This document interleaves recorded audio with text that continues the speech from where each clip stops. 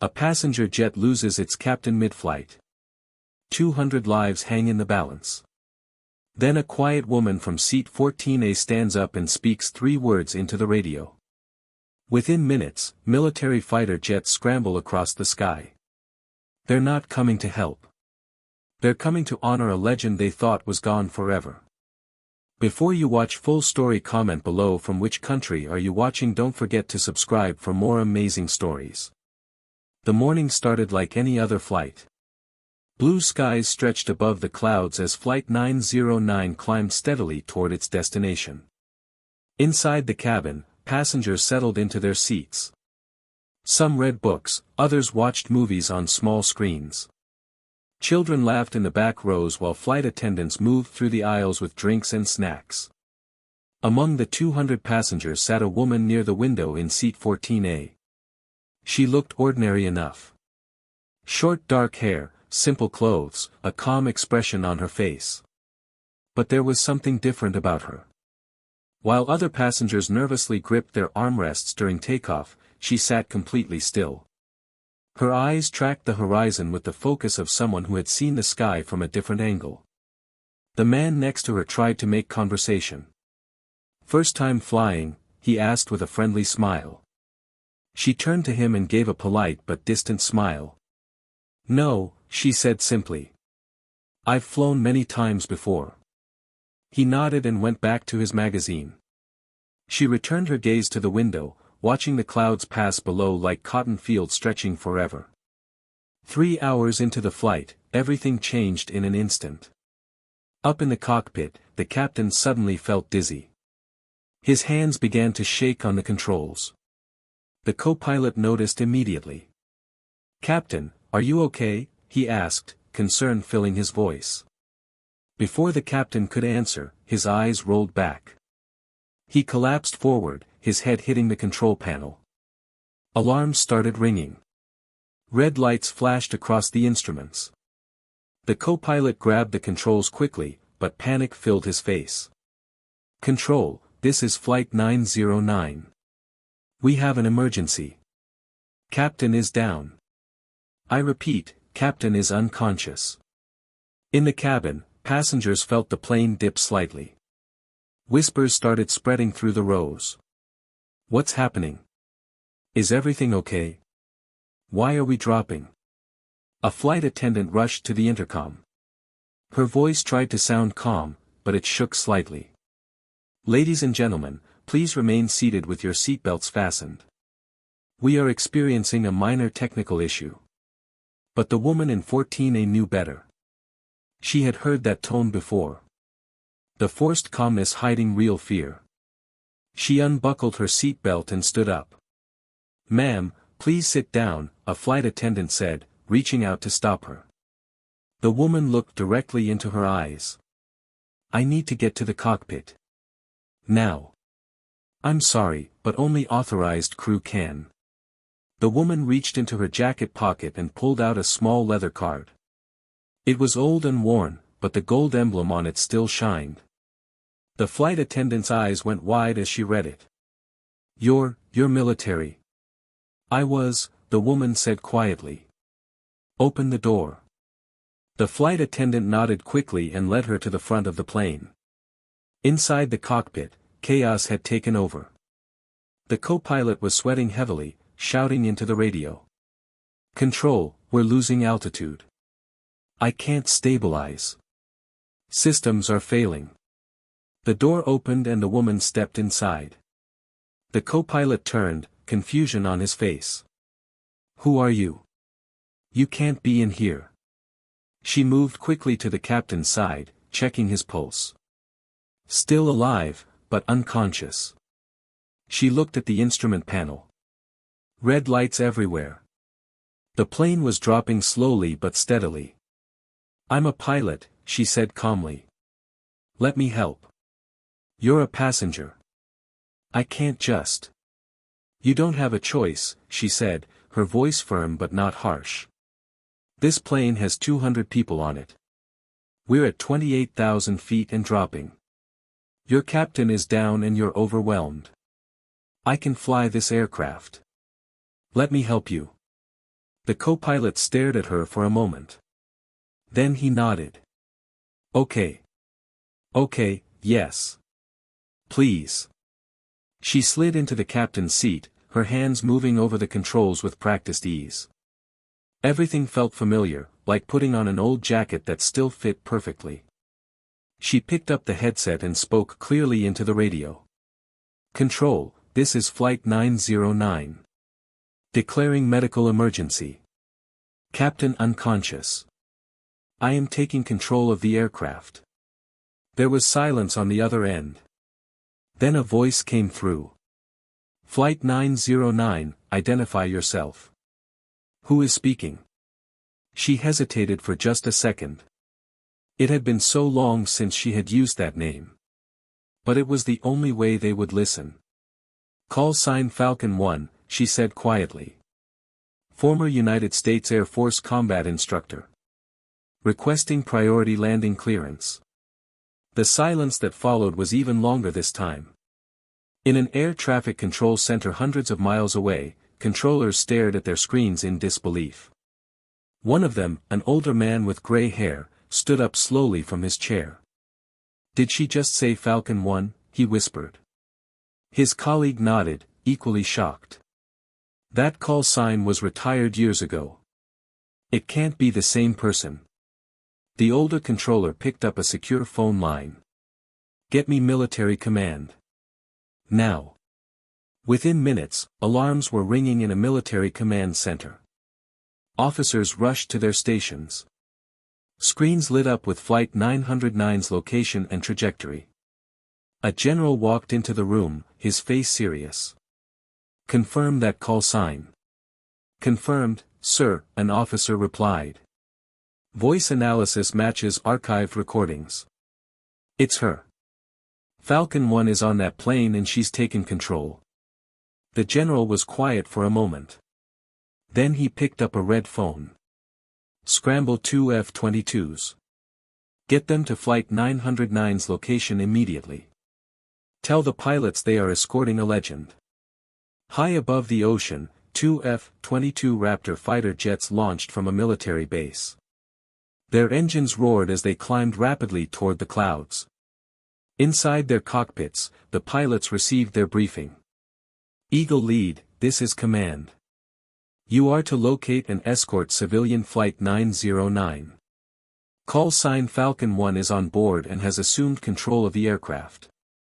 The lead pilot's voice came back, filled with disbelief. Did you say Falcon 1, sir? Affirmative. The actual Falcon 1. Show her the respect she deserves. Both pilots understood immediately. Falcon 1 was a legend in military aviation. Stories about her had been told for years in training academies. But everyone thought she had disappeared. Back on Flight 909, the woman worked quickly with the co-pilot. Her hands moved steadily across the controls, adjusting altitude, checking instruments, correcting the plane's path. Hydraulics are fluctuating, she said calmly. We need to bypass the secondary system. The co-pilot followed her instructions exactly. He had never seen anyone work so smoothly under pressure. How do you know all this? I spent 10 years teaching pilots how to handle emergencies, she said without looking up. I've seen worse than this. Slowly, the plane began to respond. The descent stopped. The altitude stabilized at 30,000 feet. The red lights on the panel started turning green one by one. In the cabin, passengers felt the change. The plane stopped shaking. The flight attendant smiled with genuine relief this time. Ladies and gentlemen, the co-pilot announced over the intercom.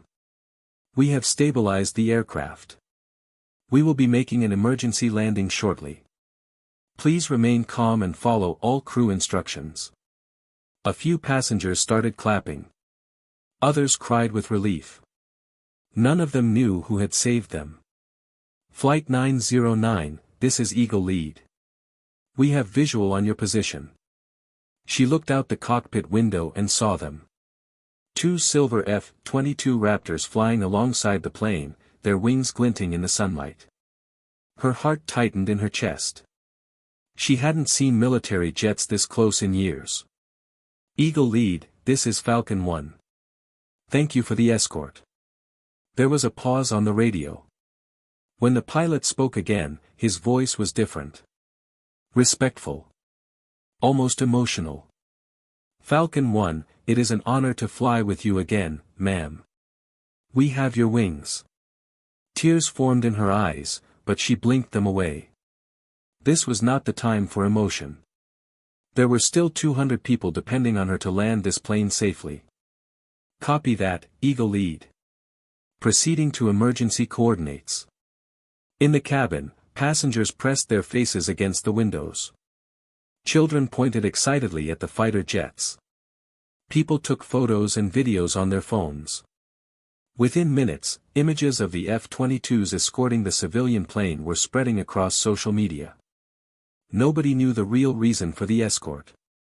Nobody knew about the woman in the cockpit who had once commanded skies during combat missions. Nobody knew that military pilots were saluting a legend they thought they would never meet. Flight 909, you are cleared for emergency landing. Runway 27 is ready. Emergency vehicles are standing by. She took a deep breath. This was the hardest part. Landing a damaged aircraft with 200 lives depending on perfect execution.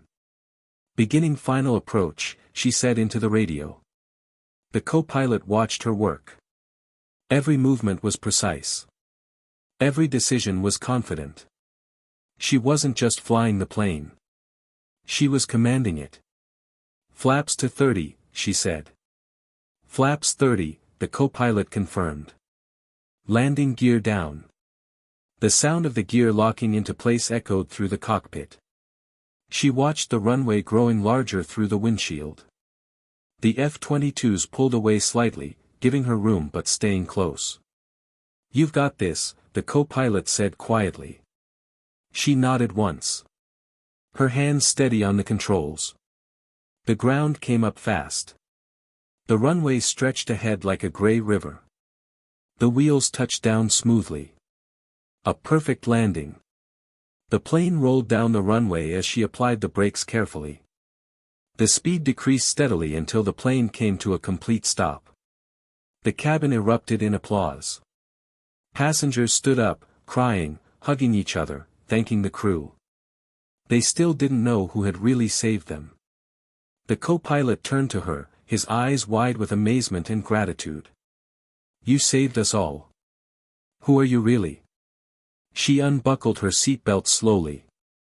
Just someone who used to do this for a living, she said quietly. When the cabin door opened, emergency crews rushed inside. Paramedics went straight to the unconscious captain. Officials began guiding passengers off the plane. She stood up and walked toward the cockpit door. As she stepped into the cabin, passengers looked at her with confusion. Some recognized her from seat 14A. Others wondered who this woman was coming from the cockpit. A flight attendant's voice came over the intercom one last time. Ladies and gentlemen, I want you to know that your lives were saved today by a passenger who is also a former United States Air Force combat pilot. Please give your thanks to the woman who took control when we needed it most. The cabin went silent. Then passengers began to clap again. This time the applause was louder, stronger, filled with genuine gratitude. People reached out to touch her hand as she walked down the aisle. Some were crying. Others simply nodded with deep respect. She walked down the stairs onto the runway. The sun was setting, painting the sky in shades of orange and purple. Emergency vehicles surrounded the plane, their lights flashing silently. On the far side of the runway, she saw them. The two F-22 pilots standing next to their aircraft. As she approached, both pilots snapped to attention and saluted. She stopped, surprised. She hadn't been saluted in years. Slowly, she raised her hand and returned the salute. Ma'am, the lead pilot said. Eagle Lead sends his regards. It is an honor to meet you. We never thought we would fly escort for Falcon 1. The honor is mine, she said quietly. Thank you for watching over us. The younger pilot spoke up, his voice filled with admiration. We heard stories about you at the academy. They said you were the best combat instructor the Air Force ever had. They said you could fly anything through any conditions. She smiled faintly. They exaggerated. I don't think so, ma'am, the lead pilot said. Not after what we witnessed today. A black SUV pulled up nearby. Men in dark suits stepped out. One of them approached her with a serious expression. Ma'am, command would like to speak with you. She nodded. She had expected this. When you use a military call sign over civilian airways and trigger emergency protocols, there are always questions. They took her to a secure facility near the airport. Inside a quiet office, a general was waiting. He was older now, his hair completely gray, but she recognized him immediately. General Morrison, she said, surprised. He smiled warmly. It's good to see you again, Falcon. Though I wish it were under different circumstances. I didn't mean to cause any trouble, sir. I just did what needed to be done. He gestured for her to sit. You didn't cause trouble. You saved 200 lives. But your call sign activated some old systems. Protocols we put in place years ago when you were still active. When we heard Falcon 1 over the radio, half the command center thought it was a mistake. I'm sorry. I didn't know what else to say. I needed them to take me seriously. And they did. As they should have. He paused, studying her face. You disappeared after that last mission. We looked for you, but you made it clear you wanted to be left alone. Why did you leave? She was quiet for a moment, memories flooding back. I lost too many good pilots, sir. My squadron. My friends. I couldn't keep sending people into danger. I couldn't keep watching the sky take them away from me. He nodded slowly. I understand. But today you came back. When it mattered most, you returned to the sky. I didn't have a choice. There's always a choice. You could have stayed in your seat. You chose to act. That's what made you Falcon 1. That's what made you a legend. She looked down at her hands. I'm not a legend. I'm just a pilot who got lucky. No, he said firmly. You're a pilot who was born for moments like today. And the world needs to know that. By the time she left the facility, her face was everywhere. News channels played the video taken by passengers. The footage of her walking calmly down the aisle while the plane was in crisis. The images of F-22s escorting the civilian aircraft.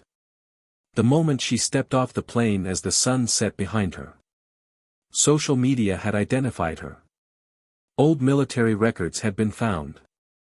Her story was spreading like wildfire across the internet. Former Air Force combat instructor saves 200 lives mid-flight. Mystery woman revealed, legendary pilot Falcon 1 returns to the sky. Hero pilot, the woman who refused to let 200 people die. She sat in a hotel room that night, watching the news coverage with mixed feelings. She had never wanted fame. She had left that life behind for a reason. Her phone rang. An unknown number. She almost didn't answer, but something made her pick up. Hello. Is this Falcon 1? A young voice asked nervously. Who is this? My name is Sarah. I was on that flight today with my little brother. We were going to visit our dad. I just wanted to say thank you. You saved us. You saved my brother. I will never forget what you did. The woman felt tears forming again. You're welcome, Sarah. I'm glad you're safe. Are you really a fighter pilot? I was, yes. A long time ago. That's so cool. I want to be a pilot now, too. Because of you. After the call ended, she sat in silence, staring at the phone. Then more calls came. More messages. More people thanking her. Passengers from the flight. Their families. Strangers who had heard the story. She realized something then. She had spent years trying to forget her past, trying to bury the person she used to be. But today had shown her that some parts of yourself can never truly be buried. Some skills, some instincts, some parts of who you are will always rise up when they are needed most. A week later, she stood in a large room filled with cameras and reporters. The airline had organized a ceremony to thank her publicly. The 200 passengers she had saved were invited. Most of them came. The airline's CEO spoke first, praising her courage and skill. Then several passengers came forward to share their stories. The businessman who had tried to make conversation with her in seat 14A. The mother whose children had been terrified. The elderly man who thought he would never see his grandchildren again. Each one thanked her. Each one called her a hero. When it was her turn to speak, she walked slowly to the microphone. The room fell completely silent. "I'm not comfortable being called a hero," she began. "I did what any trained pilot would do in that situation. I saw people who needed help, and I had the skills to provide that help. That's all." She paused, looking at the faces in the crowd. "But I want to say something important. We live in a world that often forgets about service. About duty. About the idea that sometimes we are called to do things not because we want to, but because we must. Because it's right. Because other people depend on us. I served in the military for many years. I taught young pilots how to fly, how to survive, how to protect others. And then I walked away from it because I was tired. Because I thought I was done. But today taught me something. You're never really done. The training stays with you. The skills stay with you. And when the moment comes, you have a choice. You can sit in your seat and hope someone else will act. Or you can stand up and do what needs to be done. I'm grateful I was on that flight. Not because I wanted to be a hero, but because those 200 lives mattered. Each one of you mattered. And if my years of training could save you, then every difficult day, every hard mission, every loss I experienced, it all meant something." The room was silent for a moment. Then applause filled the space. People stood, clapping, some crying. The passengers rushed forward, surrounding her, thanking her again, hugging her. Among the crowd, she saw a young woman in an Air Force uniform. The woman approached and saluted. "Ma'am, I'm Lieutenant Chen. I graduated from the academy last year. I studied your training methods. You taught my instructors. Everything I know about flying, I learned from lessons you created. It's an honor to meet you." She returned the salute, feeling something she hadn't felt in years. Pride.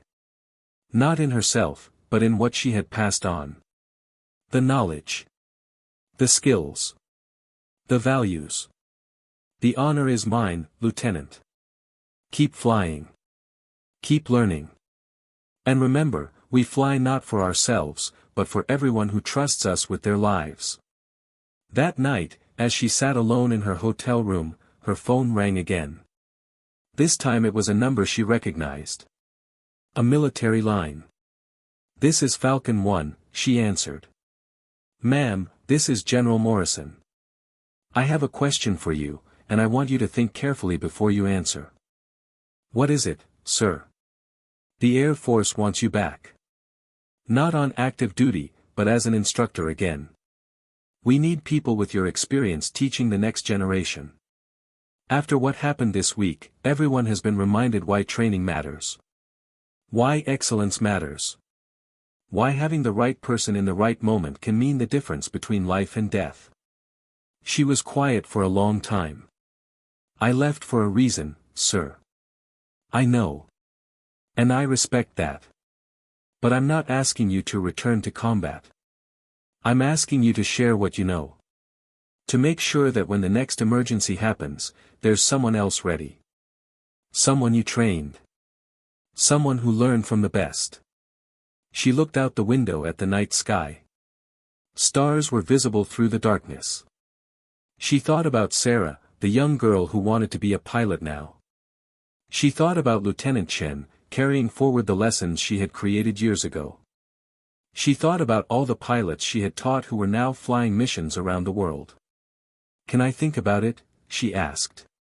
"Of course. Take all the time you need. But Falcon, the sky misses you. And we need you." After he hung up, she sat in the darkness for a long time. She thought about the life she had built in these quiet years. The peace she had found. But she also thought about the feeling in that cockpit. The certainty of her hands on the controls. The knowledge that she was doing exactly what she was meant to do. Some people are born for the ground. They find peace in stillness, in quiet, in staying in one place. But some people are born for the sky. And no matter how far they fall, no matter how long they stay away, the sky never forgets them. It waits patiently for their return. 3 days later, she walked into General Morrison's office wearing a jacket she hadn't worn in years. Her old flight jacket, with patches from every squadron she had served with. The general looked up and smiled. "Is that a yes?" he asked. She nodded. "I have conditions." "Name them." "I don't wear the uniform again. I come as a civilian instructor. And I teach the way I think is right, not the way some manual says it should be done." He laughed. "The way you think is right became the manual. You literally wrote half of our current training protocols. Then we understand each other." He extended his hand. She shook it firmly. "Welcome back, Falcon 1. The academy has been waiting for you." The young pilots sat nervously in the classroom, whispering among themselves. They had all heard the rumors. The legendary instructor was returning. The woman who had saved 200 lives mid-flight. The pilot whose call sign still opened secure military channels years after her retirement. The door opened and she walked in. She wore simple civilian clothes, but carried herself like someone who had commanded respect for decades. "Good morning," she said. "My name is not important. You can call me Falcon or you can call me ma'am. What matters is that you're here to learn, and I'm here to teach." She walked to the front of the room and turned to face them. "How many of you have heard the story about Flight 909? Every hand went up. Good.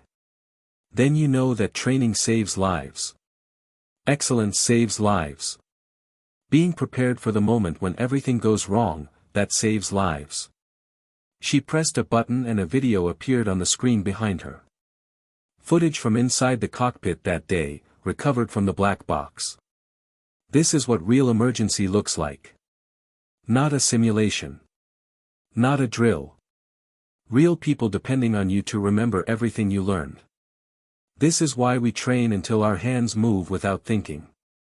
Until our decisions happen faster than fear can catch up. The room was completely silent, every eye focused on her. "Over the next 6 months, I am going to teach you everything I know. And I promise you this, it will be hard. You will be exhausted. You will doubt yourself. But when you finish my course, you will be ready. Ready for anything." One young pilot raised his hand. "Ma'am, is it true that you took control of that plane without any preparation? That you just stood up and knew what to do?" She smiled. "No. That's the point. I had years of preparation. Thousands of hours of training. I knew what to do because I had done it 1,000 times before in training. When that moment came, my body remembered even though my mind had tried to forget." She looked at each of them. "That's what I'm going to give you. That's what this training is about. So that 10 years from now, 20 years from now, when you're sitting in seat 14A on a civilian flight and something goes wrong, you'll know exactly what to do. Because you'll be ready. Because I will have made sure you're ready." The class began. And as she taught, she felt something she hadn't felt in years. Purpose. She was home. Not in a place, but in a role. In doing what she was meant to do. Years passed. Her students graduated and went on to fly for airlines, for the military, for private companies. And every single one of them carried forward the lessons she had taught. 3 of her students prevented crashes by catching mechanical failures early. 2 talked other pilots through emergencies over the radio using techniques she had taught them. 1 landed a damaged military jet with no hydraulics, saving his crew, using the exact procedure she had drilled into them. Each time she heard these stories, she remembered why she had returned. Not for fame. Not for recognition. But because skills matter. Training matters. Passing on knowledge matters. One day, she received a letter from Sarah, the young girl from Flight 909. Sarah was now in college, studying aviation. Because of you, the letter said, I know what I want to do with my life. I want to be like you. I want to be ready when someone needs help. She put the letter on her desk next to all the others. Hundreds of letters from people whose lives had been touched by her decision that day to stand up, to take control, to do what needed to be done. Late at night, she sometimes stood outside and looked up at the sky. Planes passed overhead, their lights blinking in the darkness. She wondered how many pilots up there had been trained by her students. How many lives had been saved because she had decided to teach again. The call sign Falcon 1 became more than just a name. It became a symbol. A reminder that heroes are not born, they are trained. That excellence is not luck, it is preparation. That when crisis comes, the prepared will rise. 10 years after the incident on Flight 909, she stood in front of her final class. She was older now, her hair completely gray, but her eyes were still sharp. Her voice still commanded respect. This is my last class, she told them. After this, I'm truly retiring. But before I go, I want to tell you something important. The students leaned forward. You will face moments in your life when you have to choose. Easy or right. Safe or necessary. Comfortable or courageous. In those moments, remember this, you were trained by the best. You learned from people who learned from me. And I learned from people who believed that excellence was not optional. That when lives depend on you, you give everything you have. She smiled. I saved 200 people one day, and that was important. But you know what's more important? I trained thousands of pilots who will save millions of people over their careers. That's legacy. That's what matters. So fly well. Fly safely. But most importantly, fly with the knowledge that you are ready. Because I made sure you are ready. Her last class graduated with the highest scores in the Academy's history. At the ceremony, they all wore a small patch on their uniforms. A falcon in flight, diving toward the horizon. She watched them receive their wings and felt complete. Her journey had come full circle. From combat pilot to instructor to retired civilian to emergency hero and finally back to instructor. Each phase had taught her something. Each had mattered. As she walked out of the academy for the last time, 2 F-22s flew overhead in formation. A salute. A thank you. A recognition that legends never truly leave the sky. They just pass on their wings to the next generation. She looked up, smiled, and whispered, "Fly well, everyone. Fly well." And somewhere above, in the cockpit of a commercial airliner, one of her former students was flying 300 passengers safely home, using every lesson she had taught. Ready for anything. Prepared for everything. Because Falcon 1 had made sure of it. The Aviation Museum was quiet that afternoon. Families walked slowly through exhibits, children pressing their faces against glass cases. In the center of the main hall stood a special display. A retired cockpit section from Flight 909, preserved exactly as it was that day. A plaque beneath it read, "On this day, 200 lives were saved by courage, skill, and dedication. Pilot, Falcon 1. An elderly woman stood before it, leaning slightly on a cane. Her hair was white now, but her eyes still held that same sharp focus. A young girl, maybe 7 years old, tugged at her hand. "Grandma, is this really the plane you flew?" She smiled down at her granddaughter. "Yes, sweetheart. This is where it all happened." "Were you scared?" "No," she said softly. "I was ready. And that made all the difference." The little girl looked up at the display with wonder. "When I grow up, I want to be a pilot just like you." The old woman knelt down slowly, looking into her granddaughter's eyes. "Then I'll teach you everything I know. Because the sky always needs good pilots. People who are ready when others need them most." She stood up and looked one last time at the cockpit, remembering that day. The alarms. The fear in the co-pilot's eyes. The moment she spoke her call sign and everything changed. Outside the museum, the sun was setting. The sky turned orange and gold. And high above, a formation of jets flew past, their contrails painting white lines across the evening sky. She watched them disappear into the distance and whispered one final time, "The sky never forgets."